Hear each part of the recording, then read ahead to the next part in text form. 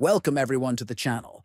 Today we are going to show you how to delete your browsing data in the Firefox Beta browser on your mobile device. This process is useful for keeping your browser fast, protecting your privacy. First, open the Firefox Beta browser on your mobile device. Once the browser is open, tap on the three-dot menu icon. Next, from the menu that appears, tap on Settings. After that, find and tap on Delete Browsing Data to access all the types of data you can remove. Next, choose the types of data you want to delete, such as browsing history, cookies, cached images, or saved passwords. Then, click on Delete Browsing Data at the bottom of the screen to confirm your selection. Finally, tap Delete one more time to complete the process and clear your selected browsing data from Firefox Beta.